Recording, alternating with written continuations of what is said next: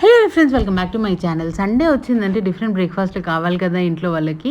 So ఇంకా నేనైతే puri and chole చేస్తున్నాను అనమాట. చోలే చాలా ఈజీగా చేసుకోవచ్చు అండి, సేమ్ రెస్టారెంట్ స్టైల్లో వస్తుంది.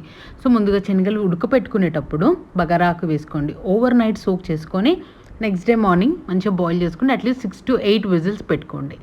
తర్వాత ఒక ప్యాన్లో కొంచెం జీలకర్ర వేసుకుందాము, ఆవాలు అవసరం లేదు దీనికి.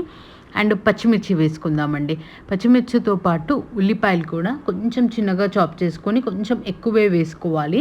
అదే మనకి గ్రేవీ అదే కనుక అదే వేసుకోవాలి. అండ్ నెక్స్ట్ స్పైసెస్ పౌడర్స్ వచ్చేసి సాల్ట్, కారం, పసుపు అండ్ పెప్పర్, ధనియా పౌడర్, గరం మసాలా ఇవన్నీ కూడా వేసుకోవాలి. బ్లాక్ పెప్పర్ పౌడర్ మాత్రం ఒక 2 పించెస్ వేసుకోండి, అద్దిరిపోయే టేస్ట్ వస్తుంది.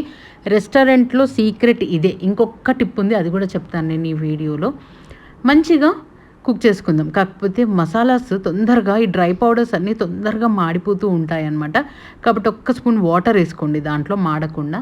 నెక్స్ట్ టమాటోస్ వేసేసుకుందాం అనమాట. టమాటోస్ ప్యూరీ వేసుకుందాం. తర్వాత కొంచెం గ్రేవీ థిక్గా ఉండాలి కనుక బాయిల్డ్ అయిన చెనాని కూడా మీకు ఒక్కసారి మిక్సీ పట్టేసుకొని ఇందులో యాడ్ చేసుకుందామండి. సూపర్ టేస్ట్ వస్తుంది తెలుసా. మంచిగా ఇదంతా కుక్ అవుతుంది, ఆయిల్ తేలుతుంది అనుకున్నప్పుడు, అంటే అదే మనకి మసాలా మాడకుండా నేను ఇంకొక స్పూన్ వాటర్ వేసుకున్నాను. చూడండి, మీకు లిక్విడ్ ఉంటే అవసరం లేదు. ఇలా ఆయిల్ తేలిపోయింది కనుక ఇంకా ముందుగా మనం పేస్ట్ చేసుకున్నాం కదా కొంచెం చెనాని, ఒక 2 స్పూన్స్ చెనాని, ఆ చెనా పేస్ట్ కూడా ఇందులో యాడ్ చేసేద్దాం. అద్దరిపోతుందండి. ఎవరైనా వచ్చినప్పుడు, వెజిటేరియన్స్ వచ్చినప్పుడు స్పెషల్గా ఇలా డిఫరెంట్ అండ్ పెద్ద కష్టంతో కూడిన పని కూడా కాదు, చాలా ఈజీ. తర్వాత మంచిగా బాయిల్ చేసుకున్న చెనాని వాటర్తో పాటు వేసేసి మంచిగా ఒక 5 మినిట్స్ హై ఫ్లేమ్లో, తర్వాత ఒక 15 మినిట్స్ లో ఫ్లేమ్లో మంచిగా కుక్ చేసుకుందాము. అంతే అండి. ఇంకొక టిప్ ఉంటుంది ఇక్కడ, అదొక్కటి పాటిస్తే సరిపోతుంది. అదే మనకు ఒక 1 టీ స్పూన్ గీ.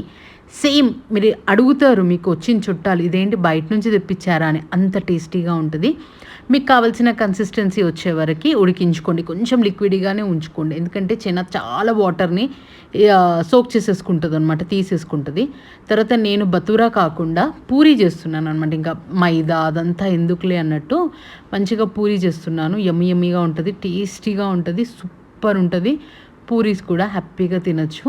మంచిగా చూడండి, వాటరీగా పెట్టాను కదా, కొంచెం గట్టిగా అయిపోయింది, కొంచెం గట్టిగా